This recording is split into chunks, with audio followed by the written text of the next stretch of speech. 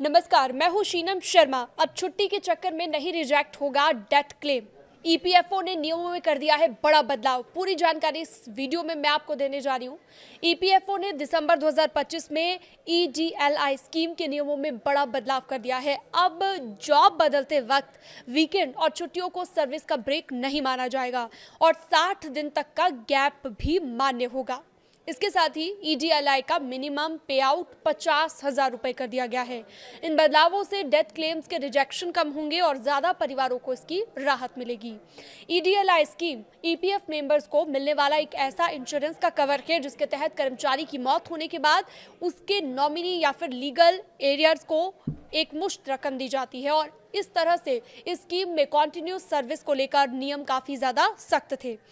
अब जॉब बदलते वक्त अगर रिकॉर्ड में छोटा सा भी ब्रेक दिखाई देता था तो कई मामलों में पूरा क्लेम रिजेक्ट हो जाता था या फिर रकम अमाउंट पर सेटल कर दी जाती थी।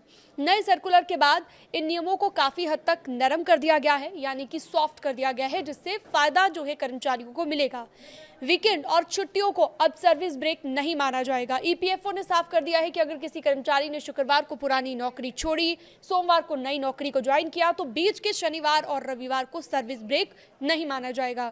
इस तरह से साप्ताहिक अवकाश, राष्ट्रीय अवकाश, गेजेटेड हॉलीडे, राज्य सरकार की छुट्टियां और इसके अलावा तमाम हॉलीडेज को सर्विस ब्रेक में नहीं गिना जाएगा। शर्त सिर्फ इतनी सी है कि एग्जिट और ज्वाइनिंग डेट के बीच का अंतर केवल इन छुट्टियों की वजह से हो। ऐसे मामलों में कर्मचारी की सर्विस को कॉन्टिन्यूस माना जाएगा और ईडीएलआई क्लेम पर इसका नकारात्मक असर नहीं पड़ेगा। जॉब बदलने पर 60 दिन तक का गैप भी मान्य होगा। नए नियमों के तहत अब जॉब चेंज करते वक्त 60 दिनों तक का गैप भी कॉन्टिन्यूस सर्विस के भीतर ही आएगा।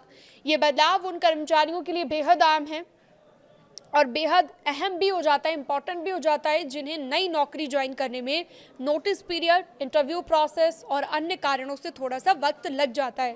पहले ऐसे गैप्स की वजह से डेथ क्लेम्स कमज़ोर पड़ जाते थे, लेकिन अब ईपीएफओ ने इस समस्या को काफ़ी हद तक खत्म कर दिया है। नए सर्कुलर के मुताबिक अगर कर्मचारी की मौत लास्ट पीएफ कॉन्ट्रीब्यूशन की तारीख से 6 महीने के भीतर होती है और तो वो अभी भी एम्प्लॉयर की रोल्स पर है तो भी मिनिमम ईडीएलआई बेनिफिट लागू हो जाएगा।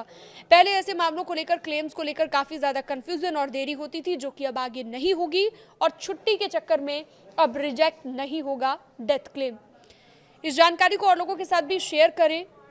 आप हमारे चैनल को सब्सक्राइब भी कर सकते हैं। न्यूज़ 18 को आप सब्सक्राइब करना ना भूलें।